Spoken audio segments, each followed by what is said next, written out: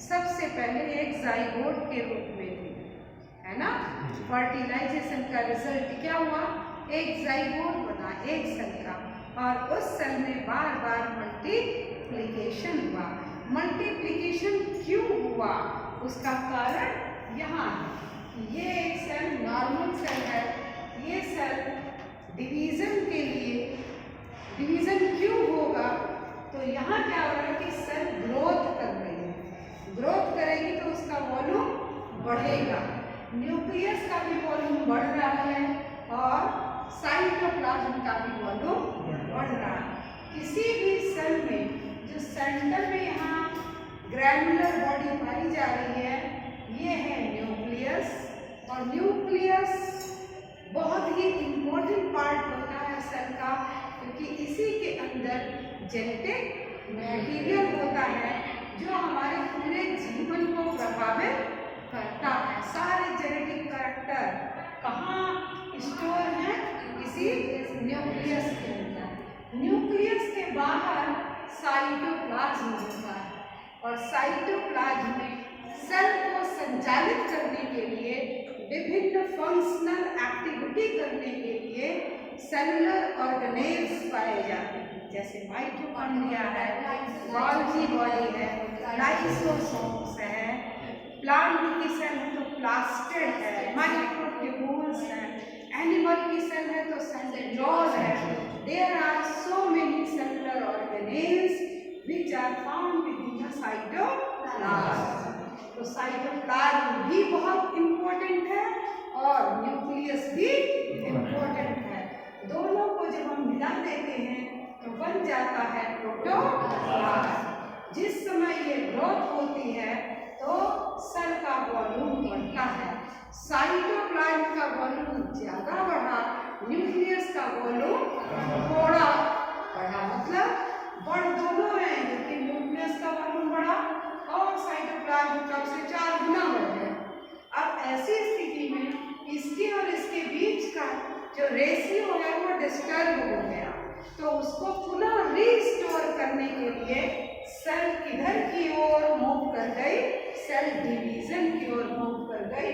तो सेल क्या करेगी, डिवाइड करेगी, रीस्टोर करेगी इस रेशियो को, जो रेशियो पहले था वही रेशियो पुनः मेंटेन करेगी, इसके सेल में डिवीजन पाया जाता है।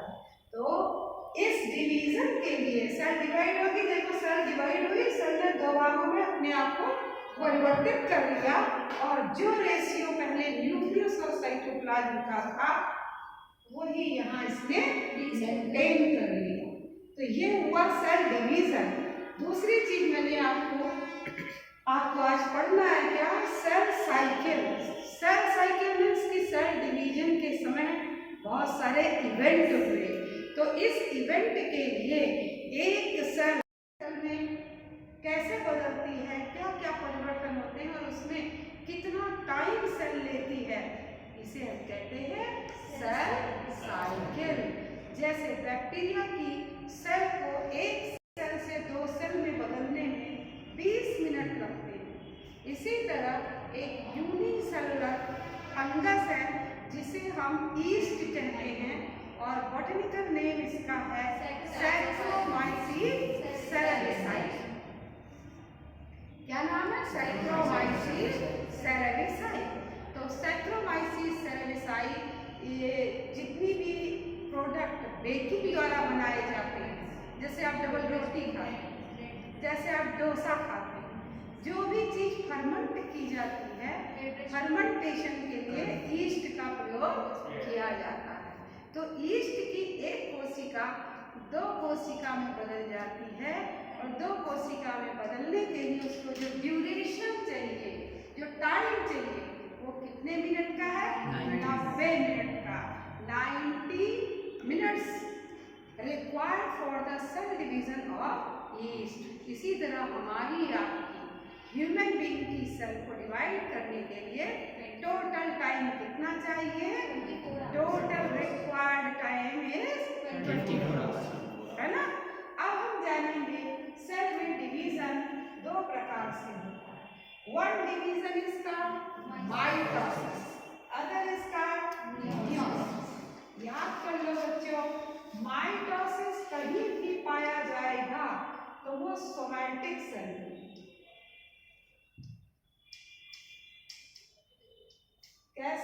होगी? सोमैटिक सेल होगी। सोमैटिक सेल का मतलब क्या होता है? Vegetative cell. प्लांट के केस में हम वेजिटेटिव सेल कहते हैं और एनिमल के सेल में हम कहेंगे कि सोमैटिक सेल है। सोमैटिक सेल वो सेल है जिसका रिप्रोडक्शन से कहीं कोई मतलब नहीं होता है। वो हमारी बॉडी के निर्माण के लिए जो सेल, जैसे हमारे हाथ में जो सेल है, हमारे चेहरे में जो सेल है, पैर में जो सेल है, किसी भी एनिमल की पूरी बॉडी में हमको जो उसका आकार दिख रहा है, उसकी जो मॉर्फोलॉजी दिख रही है, वो किस सेल के कारण दिख रही है? किस सेल डिवीजन का रिजल्ट? माइटोसिस। दूसरा डिवीजन होता है मियोसिस। ये मियोसिस ऑलवेज अंदर कहाँ पाई जाएगी?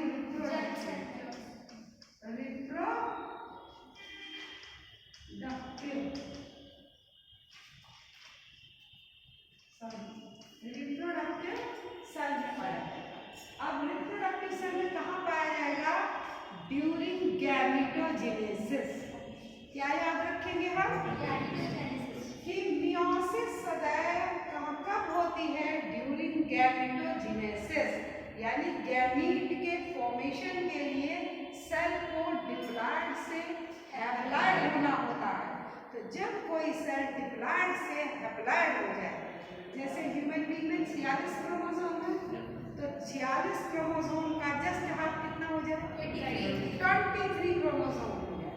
ओवा में भी वो 23, स्पर्म में भी वो 23, फिर ये दोनों 23 मिलेंगे, जाइगोट बनेगा और उसमें फिर 46 क्रोमोसोम। बोलो समझ में आया? इसी तरह जो प्लांट होते हैं, जैसे लोअर प्लांट में माइटोसिस उनकी सोमैटिक सेल में होता है। देखो मैं क्या बोल रही हूँ, ये जो सेल डिवीजन है वो एनिमल के केस में अगर हम देखें तो केवल और केवल सोमैटिक सेल में होता है। ठीक है, समझ में आया? अगर ये हैप्लॉइड फेज में कहीं दिखाई देता है तो पार्थिनोजेनेसिस में दिखाई देता है। जैसे हनी बी, तुम्हारे एनसीईआरटी की बुक में ढूंढना मिलेगा कि पार्थिनोजेनेसिस हनी बी में होता है और वहाँ पर हैप्लॉइड सेल में पाया जाता है माइटोसिस। तो यह एक्सेप्शन हो गया ना। तो तुम्हारे एग्जाम में पूछा जा सकता है ना कि हनी बी के बॉडी के डेवलपमेंट के लिए कौन सा डिवीजन होगा? कौन सा? नहीं, हनी बी का जो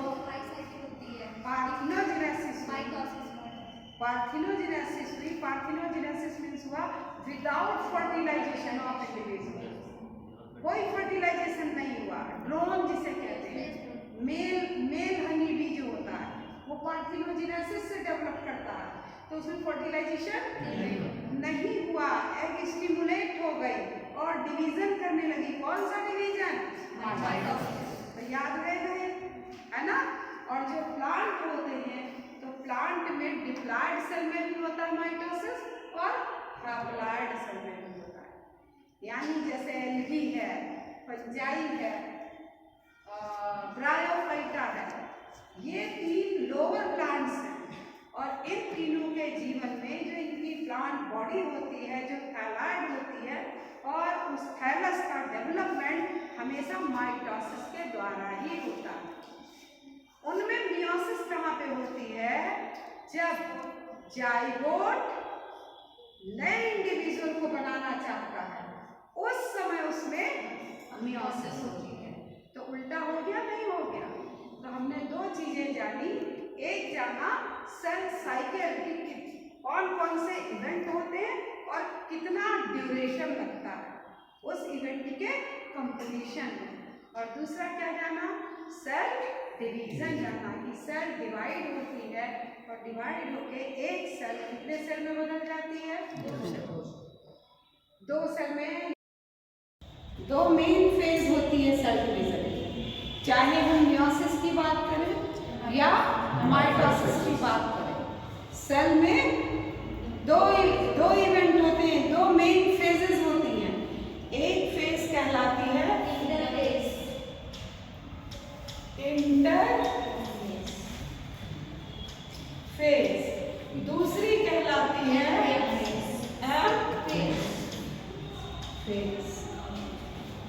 इंटरफेस को हम रेस्टिंग फेज भी कह देते हैं। क्यों रेस्टिंग फेज कह देते हैं? क्योंकि देखो ये सेल है, सेल जब डिवाइड होगी, ये सेल डिवाइड होगी तब ना दो बनाएगी बच्चों। तो दो बनते हुए दिख नहीं रही है मुझे, एक सेल दो सेल में बदलने के लिए दिखाई नहीं दे रही है कि कैसे दो सेल में बदली। लेकिन कोई भी सेल जब एक सेल से दो सेल में डिवाइड होगी तो अंदर उसके कोई हलचल होगी कि नहीं होगी? मान लो तुम्हारे कॉलेज में एनुअल फंक्शन है, ठीक है? उस एनुअल फंक्शन में बहुत से गार्जियन बुलाए हैं, सभी के मम्मी पापा आए हैं। तो बताओ इवेंट कितनी देर का होगा? 2-3 घंटे का होगा और सभी आके बैठेंगे और अलग अलग प्रोग्राम देखेंगे, यही तो होगा। लेकिन उस प्रोग्राम को तैयार करने में बताओ टीचर ने कितने दिन लगाए, कितनी प्रैक्टिस की होगी। तो वो प्रैक्टिस क्या स्टेज पे दिखाई दे रही थी? जल्दी बोलो। वो एक्चुअल परफॉर्मेंस हमें दिखाई दिया कि हाँ गार्जियन बैठा है, वो देख रहा मेरा बच्चा अरे इतना बढ़िया कर रहा है।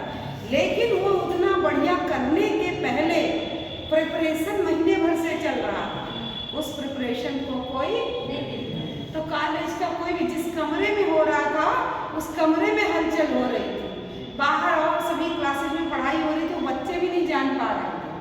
तो इस फेज को हम क्या कह सकते हैं? Resting phase. अंदर हलचल हो रही है, बाहर वाले नहीं जान रहे, बाहर वाले जाने सब सुस्त पड़ा है, सब अंदर रेस्ट है। लेकिन उस रेस्ट के अंदर यहाँ अंदर कुछ चल रहा है, तो इसे हम प्री माइटोटिक फेज भी कह सकते हैं, इसे हम प्री प्रिपरेशन फेज भी कह सकते हैं, इसे हम रेस्टिंग फेज भी कह सकते हैं। और ये फेज जो इवेंट यहाँ पे हुए वो इवेंट में 3 इवेंट यहाँ पर हैं। अंदर जो हलचल चलेगी, जो प्रिपरेशन होगा सेल के अंदर डिवाइड होने के लिए, किसी के घर में भी मान लो 2 भाई लड़ रहे हैं, धीरे धीरे लड़ रहे हैं आपस में, तो मोहल्ले वाले नहीं जान रहे हैं, है ना? कोई नहीं जान रहा है इनके घर क्या चल रहा है। और अचानक एक दिन दीवार उठ गई दोनों के बीच में, तो लोगों ने क्या देखा? दीवार उठते देखा। लेकिन उस दीवार के उठने के पहले दिमाग में कुछ चल रहा था, है ना? तो वो दुनिया ने, इसीलिए इंटरफेस को हमने क्या कहा? इसीलिए क्या कहा? प्री प्रिपरेशन फेज कहा कि डिवीजन के लिए हम तैयार हो रहे थे, बंटवारा करेंगे, मानेंगे नहीं, बट के रहेंगे। लेकिन उस बंटने के लिए हमारी हलचल बाहर दिखाई नहीं दे रही। अब देखते हैं कि इस इंटरफेस में क्या हुआ। अब किसी के भी घर में बंटवारा हुआ बताओ तो इंची टेप लाओगे कि नहीं? लाओगे ना? बंटवारा करने के लिए एक एक जमीन नापी जाएगी कि नहीं? पूरा सब निकाल के खंगाला जाएगा या नहीं? सब कुछ होगा ना? तो ऐसे यहाँ भी जो भी न्यूक्लियस के अंदर जेनेटिक मटेरियल है, उस जेनेटिक मटेरियल को अपना रेप्लिका बनाना, को बंटवारे के लिए किस चीज पे मजबूर होना पड़ा? रेप्लिकेशन करना पड़ा। रेप्लिकेशन माने जो कुछ भी उसके पास था उसको उसने डुप्लीकेट किया, कि कोई जो 2 बनेगी दोनों में कोई ये न कहे कि हमको एक सूत कम मिला, बिल्कुल बराबर का एक रेप्लिका बनाना पड़ा। समझ में आया आपके? तो यहाँ पर इंटरफेस 3 भागों में बढ़ जाती है, उसे कहते हैं हम G1 S फेज और G2 फेज। बोलो समझ में आया? G1 फेज, S फेज और G2 फेज। यानी interface is divided into G1 phase, S phase and G2 phase. और G2 फेज के बाद जो फेज आएगी, इसके बाद जो फेज आएगी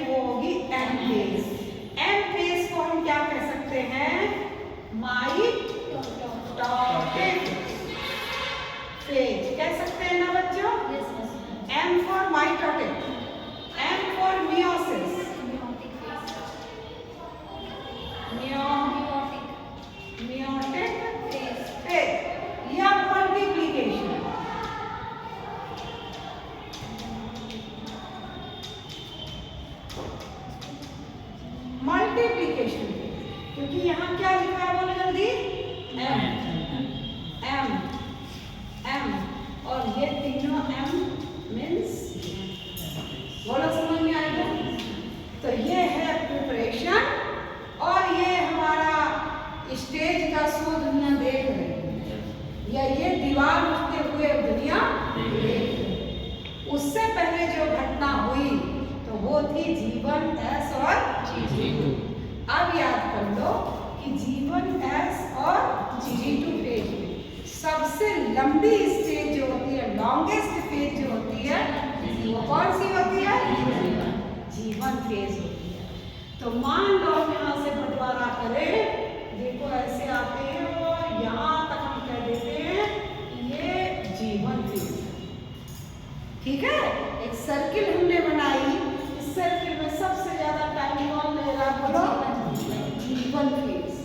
दूसरी फेज कौन सी होती है, अब इससे भी थोड़ी सी छोटी ये फेज, इससे छोटी ये हो, ये G2 फेज, और M फेज दीवार उठते हुए स्टेज का शो हो रहा था। उसके लिए इस माइटोटिक फेज के लिए, मल्टीप्लिकेशन फेज के लिए सेल साइकिल में सबसे कम टाइम होगा। फेज को क्या कह दिया, एम फेज। आप बोलो समझ में आ गया। अब ये जान लो किसी भी सेल में अगर ये सेल साइकिल पाई जा रही है, बैक्टीरिया की सेल हो तो, और कौन सी सेल, ईस्ट की सेल हुई तो, और किसकी सेल मैंने कहा, ह्यूमन बीइंग की सेल कहा मैंने, 24 घंटा। तो 24 घंटे में देखो यहाँ पर G1 S G2 के लिए मान लो हमने क्या कहा,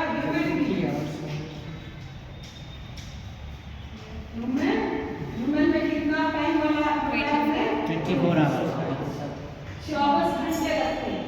तो इस 24 घंटे में यहाँ से यहाँ तक के लिए 23 देते हैं। 1 पार्ट जो इसका होता है उसे हम क्या कहते हैं, ये एम फेज को कहते हैं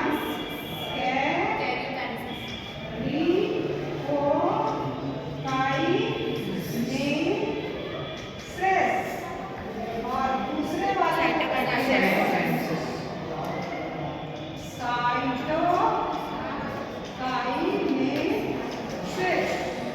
देखा, ये एम फेज जैसे ये इंटरफेज 3 भागों में बटा था ना, इसे सिंथेटिक फेज भी कह सकते हो क्योंकि कोई चीज बन रही है। तो this phase is also known as synthetic phase, this phase is also known as pre preparation phase, this phase is also known as resting phase. और इसे 3 भागों में बांटा हमने, G1 S और G2। और यहाँ माइटोटिक फेज को एम